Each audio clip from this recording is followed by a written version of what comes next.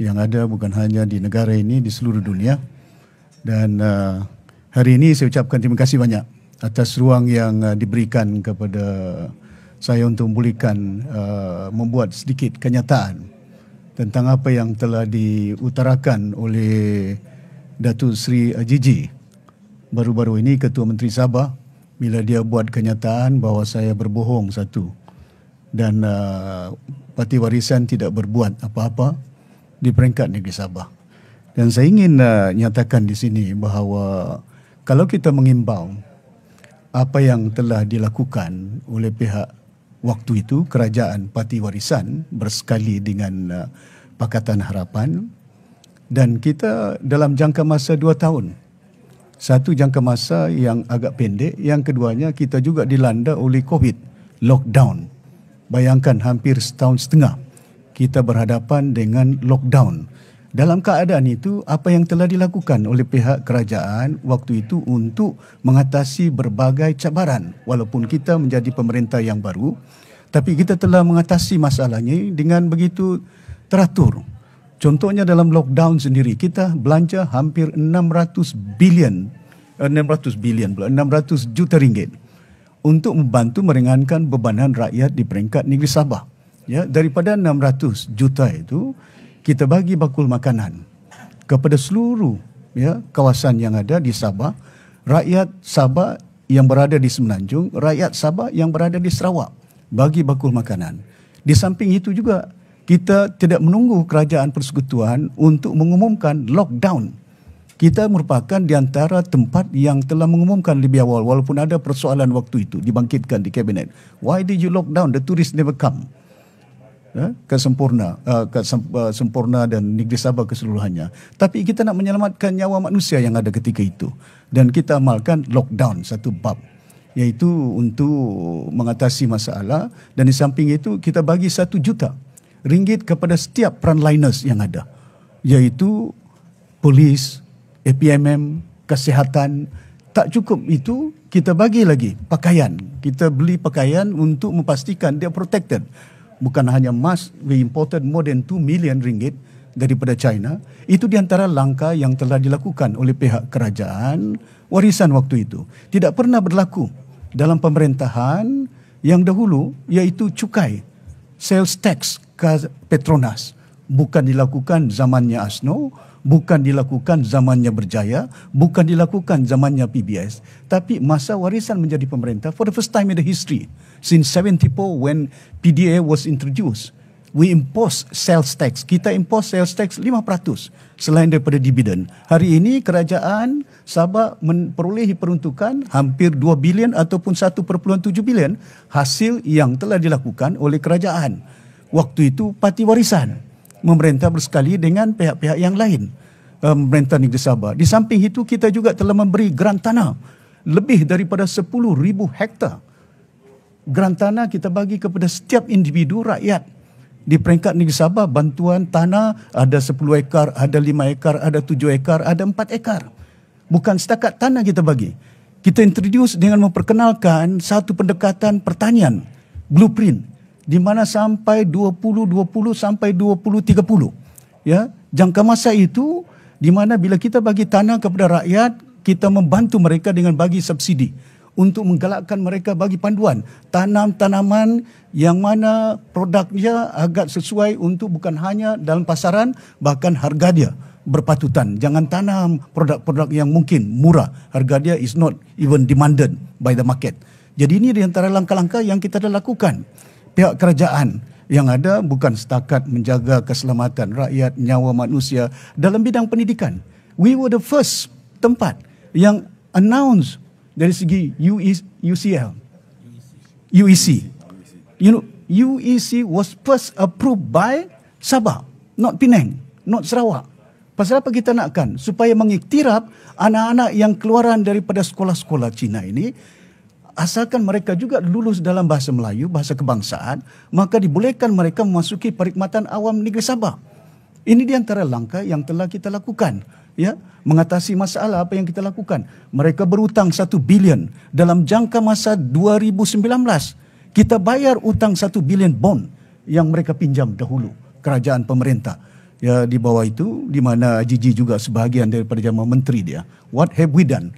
Kalau saya nak senaraikan, bukan hanya tanah yang ada, malahan kita assign, kita lineate, kita kenal pasti mana kawasan di Terusan Sapi. Hampir 10,000 ekar. Saya ada earmark. 10,000 ekar untuk tanam padi yang ada. Ini food security. Kita dah kenal pasti jauh lebih awal untuk memastikan supaya masyarakat kita mendapat bekalan makanan yang mencukupi. Itu di antara langkah-langkah yang kita telah atasi masalahnya. Jadi saya juga ingin nyatakan tentang kerajaan yang ada pada hari ini. Don't finger point fault at us. Jangan tuduh kita gagal. Hari ini di Sabah masalah air. Saya nak sentuh masalah air di Sabah. Ini surat daripada Jabatan Air. Jabatan Air menyatakan akan ada gangguan air bukan di luar bandar, dalam bandar. Lapangan terbang Kota Kinabalu, Pinampang, Luyang, ini belum lagi saya nak sebut tentang luar bandar. Masalah air, malahan kalau kita lihat dari segi keadaan yang berlaku, ada pengumuman daripada Menteri Kerja Raya nyatakan bahawa kalau nak dapat air, datanglah ke pejabat Kiulu yang ada. Apa dia sedarkah pejabat Kiulu itu jarak jauhnya orang kampung berjalan kaki 10 batu, 20 batu nak bawa tangki air? What that is indicate? Apa erti dia ini? Mananya, mana Jabatan Air? Mereka gagal untuk membekalkan air kepada masyarakat, penduduk. Dan saya tahu banyak yang diluahkan. Contohnya di YouTube, di Kudat, ya, ada yang menyatakan bahawa mereka juga berhadapan dengan masalah air di Kudat. Ini dia Facebook yang ada. Masyarakat dah mengeluarkan, bukan saya. Masyarakat bukan hanya di kawasan seperti Kota Budlut, kawasan Tuaran pun tidak ada air. Bukan setakat air tidak mencukupi, bahkan bekalan elektrik. Hari ini saya terima maklumat bahawa akan ada catuan bekalan elektrik di Sabah. Bukan hanya di bandaraya, di tempat-tempat di kampung-kampung yang lain. Jadi saya melihat keadaan-keadaan seumpama ini, kegagalan pihak kerajaan yang kita lihat pada hari ini cukup membimbangkan. Sehingga rakyat yang ada di Sabah berhadapan dengan bukan hanya harga barang yang semakin meningkat, jalan raya itu yang saya persoalkan tadi, yang keadaan dia walaupun prestasi ada 70, ada 80, but go to the ground. You see that with your own eyes. What happened? Dan ini yang kita nak persoalkan. Ada duit di situ. Bukan hanya kita tunggu Pen Borneo.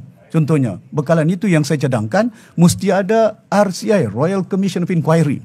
Mana duit belanja sejak kita perkenalkan pembinaan Pen Borneo tahun 2016-15 waktu itu, ya, more than berapa bilion yang ada, berapa perbelanjaan dia.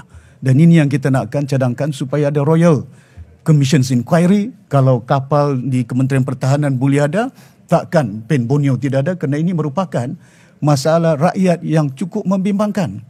Kalau kereta boleh cakap, sakit kaki dia, tayar dia pamcut.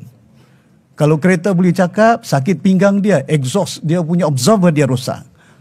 Kalau jalan raya boleh cakap, kami ini sudah berlubang-lubang, kepala kami tidak ditampar. Kalau boleh cakap. Tapi ini yang saya lihat. Keadaan ini harus kita atasi sebaik mungkin. Jangan, don't blame. You are the government of the day. Yang ada, dah perintah hampir 3 tahun setengah. Kita perintah 2 tahun saja. Tapi dalam kita merintah 2 tahun, lockdown, COVID yang ada, 2000, hampir 1,5 tahun. Tapi bagaimana sebagai seorang pemerintah mencabuli akta Perlembagaan Negeri Sabah? Macam mana dia cabul akta Negeri Sabah? Kalau kita baca artikel 7, for the purpose of clause 3, untuk tujuan clause 3. Clause 3 adalah kuasa 63 perlantikan Ketua Menteri oleh Tuan Yang Terutama. Tapi di situ diperkenalkan zaman itu Tan Sri Pairin Kitingan bergulut dengan masalah, dibawa ke mahkamah dengan Tun Mustafa, maka ini penambahbaikan rang Undang-Undang Negeri Sabah. Penambahbaikan 67 supaya Tuan Yang Terutama guided dalam pelantikan seorang ketua menteri. Dia cakap saya gagal menghadapi masalah pilihan raya. Dalam pilihan raya 2020, parti yang majoriti dalam pilihan raya, Warisan dapat 29. Bersatu hanya 11. UMNO hanya 14. PBS hanya 7. STAR hanya 6. APKO 1. PKR 2. Jadi bayangkan, mana parti yang mendapat majoriti? Dan ini saya sebut.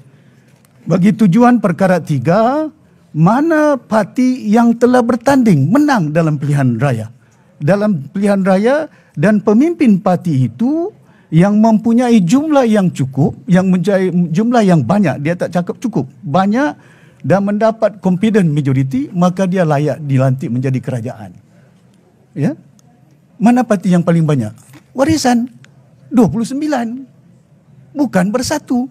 Bersatu yang bertanding. Tapi selepas Bersatu, dia beralih kepada GRS. GRS hanya diwujudkan gagasan 22. So mana ada parti di dunia yang tidak pernah bertanding dalam pilihan raya boleh memerintah negara? No party in the world did not contest in elections can govern a country. Pasal artikel 67. For the purpose of clause 3 of this article, where a political party has won a majority of the elected seats of the Legislative Assembly, has won, maknanya parti itu telah bertanding. Mana boleh kita sebut dia telah menang pasal dia beli orang? He has won an elections. Parti yang telah bertanding. Tapi untuk mendapat kedudukan selaku ketua menteri, dimansuhkan 6-7 baru-baru ini. Mansuhkan 6-7 untuk supaya dia boleh duduk situ selaku ketua menteri. Dan saya bimbang keadaan ini. Yang kita lihat, yang penting bagi saya ialah kepentingan rakyat. Air, jalan raya, hospital. Mana ada dalam sejarah hospital blackout dengan operate pun. Bukan saya cakap. You go to the ground deh. Ya, kalau kita dengar suara rakyat di merata tempat seluruh Sabah, sekarang ini bakalan air tidak ada di kawasan-kawasan seperti Pedalaman, seperti di Kudat, seperti di Tuaran, seperti di Kota Kinabalu. Ration water dia. Pasal apa? Ada gangguan loji air di Pinampang. Loji air di Pulau Pinang 2 minggu saja selesai. Takkan tak boleh selesai masalah ini. Ini di antara perkara yang saya nak nyatakan bahawa we did a lot walaupun jangka masa yang pendek bagi tanah kepada rakyat, bantu masyarakat kita, 5% sales tax yang ada dan satu lagi. Pulau Sipadan dahulu diurus takbir oleh pihak keselamatan. Saya bangkitkan dalam perjanjian 63. Waktu itu Tun Mahathir menjadi Perdana Menteri. Hari ini Pulau Sipadan dan Ligitan pengurusan pelancongannya diurus oleh kerajaan negeri Sabah yang ada pada hari ini. Siapa yang melakukannya? Ialah kerajaan parti warisan dahulu, Ligitan dan Sipadan yang ada. Ini di antara perkara yang saya bangkitkan untuk memastikan supaya umum sedar dan tahu masalah rakyat yang ada utama. Atasinya, selesaikannya. Ya, is no point to talk about how does previous government fail. Tapi yang penting pada hari ini, masyarakat, rakyat Malaysia di Sabah, di beberapa kawasan, bukan hanya di Sempurna, di Tuaran, minta bantuan, bekalan elektrik, jalan raya yang baik, kemudahan hospital yang ada pakar, ada ubat, ada doktor dia. Ini yang harus diatasi oleh pihak pemerintah di peringkat wilayah Sabah ini. Terima kasih banyak. Ya. Another one, saya terlupa tadi, tangkapan laut dalam. Dahulu, tangkapan laut dalam, lisensi dia dikeluarkan oleh Kerajaan Persekutuan. Tapi bila saya bangkitkan dalam mesyuarat MS63, itu telah dipersetujui oleh Kerajaan Pusat dan hari ini yang mengeluarkan lesen untuk tangkapan laut dalam ialah Kerajaan Negeri Sabah. That's what we have done. Don't tell us that we fail. Kita gagal dalam memerintah Negeri Sabah cuma 2 tahun saja. Ya. Terima kasih.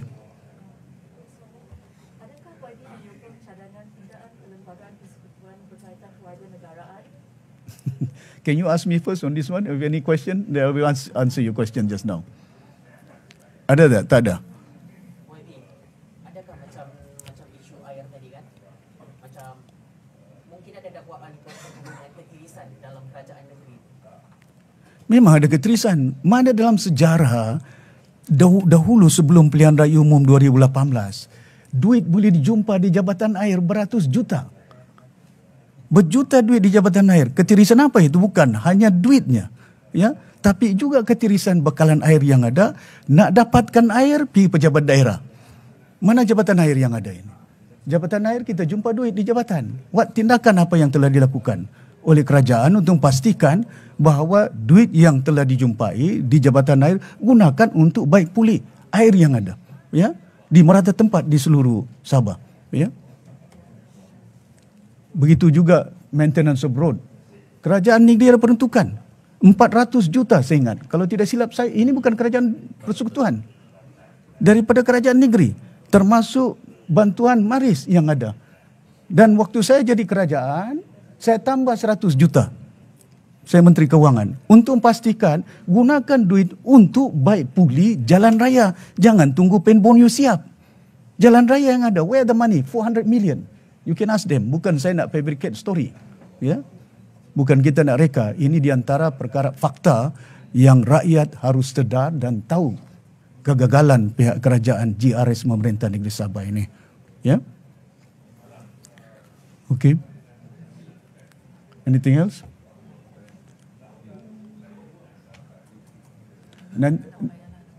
Okay. Nanti you don't highlight. Saya takut you highlight. There will be a moment I'll join the debate.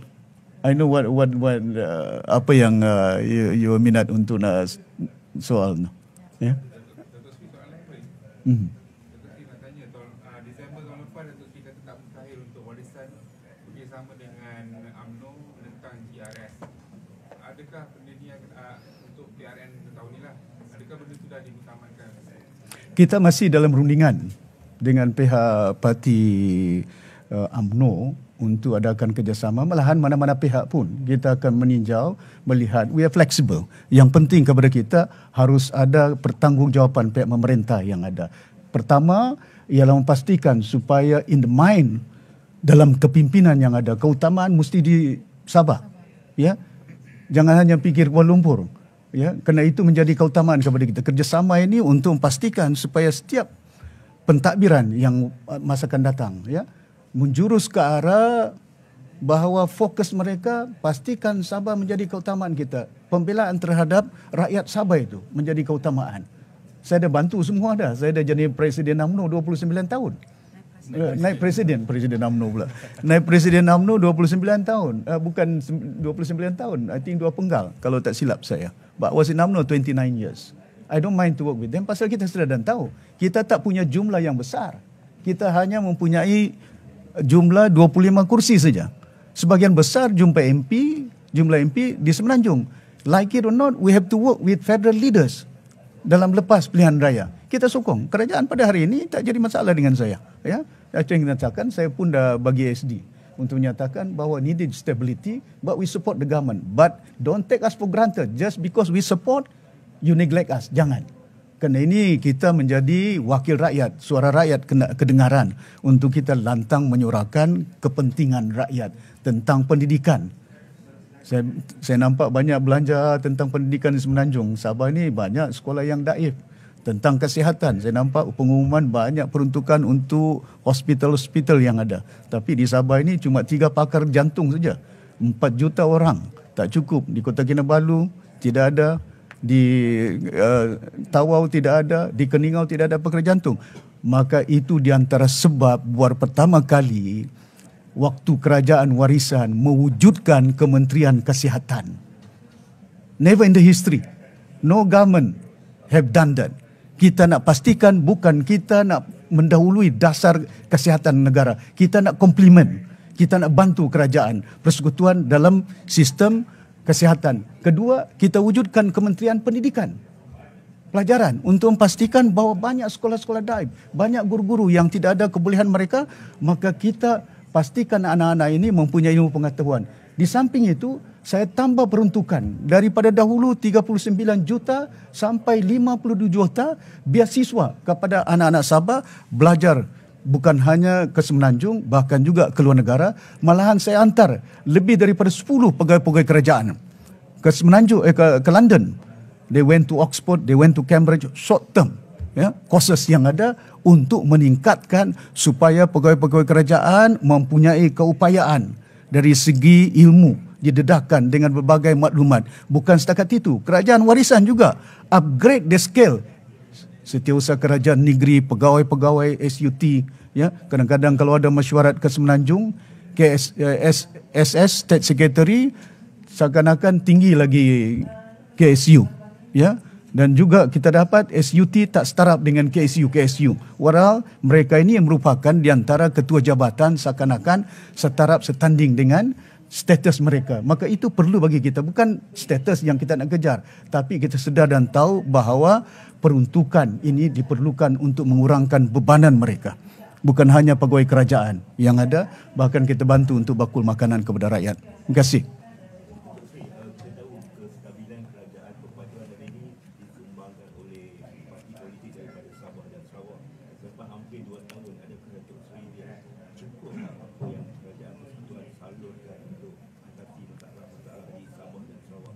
Tak cukup. Kita masih perlukan bantuan. Kena faham, bukan setakat keluasan Sabah ini cukup besar. Ya, pertama. Kedua dia, kos. Contoh, kalau nak buat jalan raya, nak bawa Benjamin. Di Sarawak saya bagi contoh, masa saya Menteri Kampung. Bukan ada jalan raya yang boleh dilalui. Kena naik bot. Naik bot, perahu, bawa bentomin, bawa batu kelikir, bawa di... Pasal ini di antara masalah. Hampir 5 kali ganda, 6 kali ganda kos. 1 kilometer jalan raya, nak banding dengan, nak buat di Semenanjung, cukup murah. Ya. Dan pastikan, saya sebut tadi dari segi kesihatan, dari segi pendidikan. Bayangkan, kita cuma ada 1 universiti saja. Public University, UMS. Di Semenanjung ni dah lebih daripada 40. Universiti Melayu, Universiti Kebangsaan, Universiti Utara, Universiti ini. Jadi macam mana anak-anak kita nak belajar? Keluar daripada sekolah menengah, keluar daripada sekolah rendah, mereka terpaksa nak masuk ke peringkat universiti. Then where do you go? Dah jam up dah. 6,000, 5,000 sejak UMS boleh muat. Nak pergi Sarawak, nak pergi Semenanjung, kos nak hantar tiket, kos nak belanja beasiswa. Maka dengan itu penting kepada kita melihat secara mendalam keadaan keperluan rakyat Malaysia di Sabah, di Sarawak ini. Dan perlu dilihat peruntukan 390 bilion. Peruntukan itu 92 bilion untuk pembangunan. Berapa jumlah pembangunan itu? Itu pun kadang-kadang bagi 6 bilion tak sampai 6 bilion belanja. Saya bahaskan di Dewan. Kena ada masalah tanah, masalah itu. Maksud saya Ketua Menteri, I told them no red tapes, expedite. Ya, saya bagi lesen untuk buat hotel contohnya di Hotel Hyatt Centric owned by Hapsing in Kota Kinabalu yang baru punya tu. Tak sampai 1 minggu saya bagi approval. Pastikan, dulu menunggu lama sangat. Ya. Berkenaan dengan MACCP, adakah apa yang kerajaan persekutuan janji dan cuba tunaikan sekarang ni mencapai apa yang parti politik daripada Sabah dan Belum lagi. Banyak benda. Tapi kita faham kerajaan negara kita berhadapan dengan masalah kewangan, ya, yang tidak mencukupi. We are very considerate.